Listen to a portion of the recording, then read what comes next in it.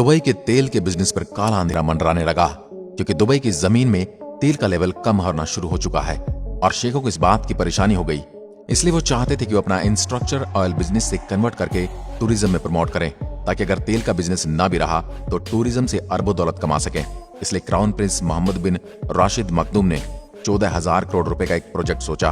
हर साल दुबई में 50 लाख टूरिस्ट घूमने फिरने आते हैं, जिसे वो बढ़ाकर 1.5 करोड़ कर देना चाहते थे। लेकिन इसमें दिक्कत ये आई कि दुबई बहुत छोटा शहर था। इसलिए क्राउन प्रिंस ने ठान लिया कि अब वो समुद्र के बीच में एक शहर बनवाएंगे और वो चाहते थे कि काम सिर्फ 6 साल में कंप्लीट हो जाए। उन्होंने इस आइलैंड को बाउंड्री की तरह बनाने के लिए सोचा, लेकिन प्रॉब्लम ये आई थी कि आज दुनिया में किसी ने भी कभी भी ऐसी कोई चीज नहीं बनाई। इस शहर को बनाने के लिए इंजीनियर को कुदरत की ताकत से टकराना पड़ा। यह विशालकाय शहर समुद्र में सीमेंट और स्टील की मदद से बड़ी आसानी से बनाया जा सकता था, लेकिन दुबई के शेख ने कुछ और ही सोचा था। वो चाहते थे कि शहर को पूरी तरह से कुदरती सामग्री से बनाया जाए, ताकि आसपास के माहौल में घुल मिल सके। इस प्रोजेक्ट में इतनी रेत और इतनी चट्टानें लगने वाली थी, जितने में तो दुनिया के चारों तरफ 2.5 मीटर की दीवार बन सकती है। और इस प्रोजेक्ट को अंजाम देने के लिए दुबई ने दुनिया भर के खास इंजीनियर्स को हायर किया। इंजीनियर्स को यह फिक्र थी कि सर्दियों में उत्तरी तूफान से आने वाली हवाएं और 2 मीटर ऊंची लहरें इस शहर पर वार जरूर करेंगी। सभी जांच पड़ताल के बाद इंजीनियर्स ने हिसाब लगाया कि उन खतरनाक लहरों से बचने के लिए उन लहरों से करीब 3 मीटर ऊंची और 11 मीटर लंबी दीवार बनानी चाहिए। समुद्र में दीवार खड़ी करने के लिए करोड़ों रुपए के 3 जॉर्जर्स मंगाए गए, जो कि समुद्र में रेत लाकर डालते जा रहे थे। अब समुद्र में रेत का थमे रहना आसान नहीं था, इसलिए रेत को थामे रखने के लिए इसमें 6-6 टन के पत्थर डाले गए। इस विशाल प्रोजेक्ट में कुछ भी पत्थर के भरोसे नहीं छोड़ा जा सकता था, इसलिए हलचल में ही पत्थर सरक जाएंगे और पूरा का पूरा शहर समुद्र के अंदर चला जाएगा। इसलिए गोताखोर बार बार समुद्र में डुबकी लगाकर नीचे पत्थरों की पोजीशन को चेक करने जाते रहते थे। अब बाकी का काम करने के लिए दुबई को 9 करोड़ 40 लाख घन मीटर रेत के सरोवर की तलाश करनी होगी। आपको नहीं पता तो मैं आपको बता दूं, कितनी रेत में पूरे लंदन को 1 मीटर नीचे दफनाया जा सकता है। अब आप ये सोच रहे होंगे कि दुबई में तो रेत की कमी नहीं है।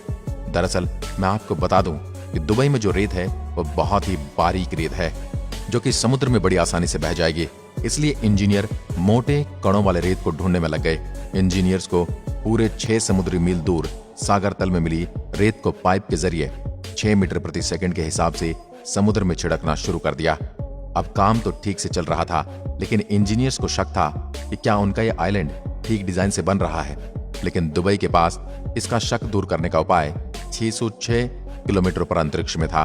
दुबई ने अपने भेजे जीपीएस सैटेलाइट के जरिए ऊपर से ही प्रोजेक्ट को मापना शुरू कर दिया, ताकि प्रोजेक्ट का डिजाइन ठीक तरह से बन रहा है या नहीं।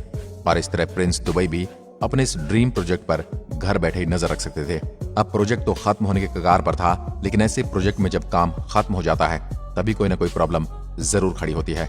दरअसल उन्होंने देखा कि समुद्र का पानी योजना अनुसार द्वीपों के चारों तरफ नहीं घूम रहा है।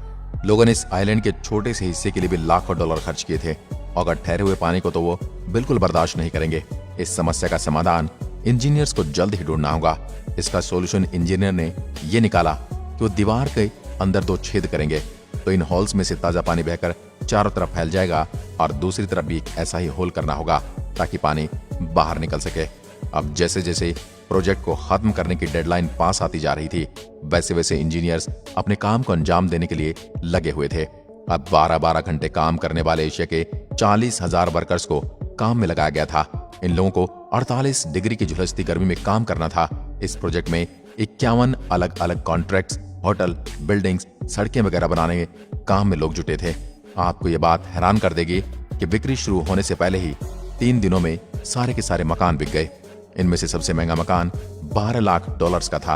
वक्त तेजी से निकल रहा था, लेकिन क्राउन प्रिंस ने सबको 2006 में आलीशान दुनिया देने का वादा किया था। इस 1.6 किलोमीटर इलाके में कम से कम 8,000 विला, 220 शॉपिंग मॉल्स और रेस्टोरेंट होंगे, और खूबसूरत बिल्डिंग के लिए अलग से जगह बनाई जाएगी। और ऐसे ही इंजीनियर्स ने दिए गए वक्त में उन्हें आलीशान शहर बनाकर दे दिया। अगर आज यह शहर न होता तो हो सकता है कि दुबई के पास इतना पैसा नहीं होता। आपका इसके बारे में क्या कहना है, हमें कमेंट में लिखकर जरूर बताएं। आज की वीडियो में बस इतना ही। धन्यवाद।